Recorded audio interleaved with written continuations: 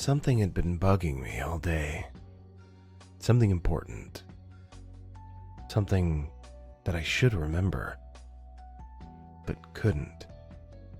The more I tried to remember it, the more it eluded me.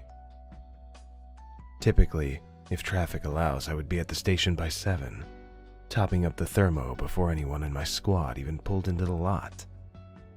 Dorothy would be the only one there, punching out from her overnight rotation as soon as I sat down at my desk.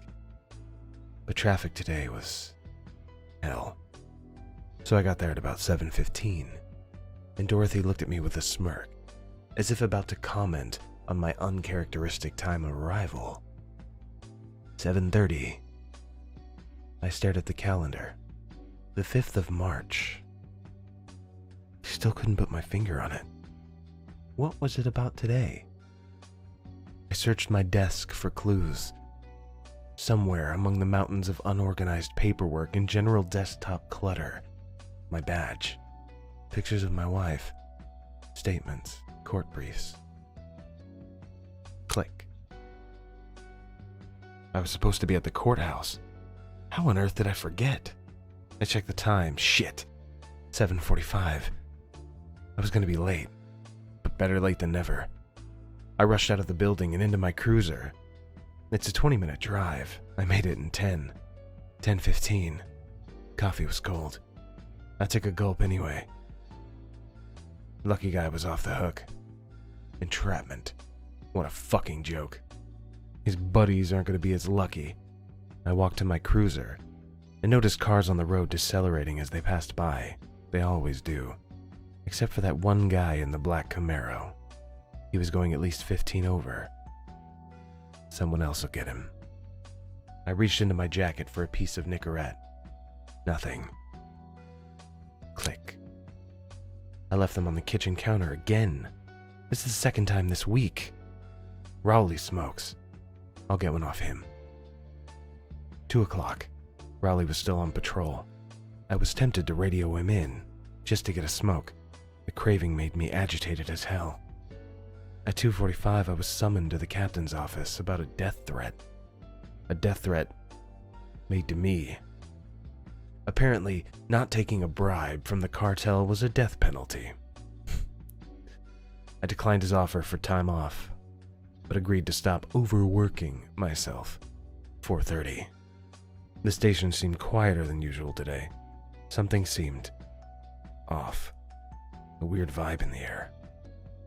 What's with John? Every time I caught him looking my way, he would shift away his glance. Was there something on my face? I ran my hand over my face to check. Click. I forgot to shave today. Fuck. Fuck it. I was done in 30 minutes anyway. Couldn't wait for a hot shower. 5:20. Traffic was hell again. Raindrops strummed away on the roof of my car. The windshield wipers were making that squeaking sound. Some idiot just cut me off. Around 6:05, I pulled into my driveway. My wife's car wasn't there. She's usually home by this time. I stayed in the cruiser for another minute and looked over my shoulder, to the left and to the right, unsure of what exactly I was looking out for. Just instincts, I guess. I stepped out of the car and walked to the curb. I saw a black car parked on the side of the road about a half a block down. I couldn't tell the make or model. The pouring rain made it hard to see. But if I had to guess, it looked like a click Camaro. Like the one that was speeding at the courthouse this morning. My muscles tensed. I lowered myself into a half crouch and tiptoed toward the cruiser in the driveway. I ducked behind it and peeked over at the entrance of my house. The blinds moved. Somebody had been watching me from inside. I was sure of it. I drew my gun. I went around the side to the back of the house, staying low as I tread in the shadow. I should call for backup. I instinctively grabbed at my belt, where my radio usually hung. Click. Nothing there. I'd left it in the cruiser or at the station. But it wasn't time to ponder about that. I took out my cell phone to call my partner instead. My thumb hovered above the screen. My wife came to mind. I decided to call her first, make sure she was okay. I dialed her number. It rang.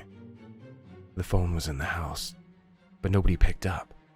Only 2 rings later, and the call went to voicemail.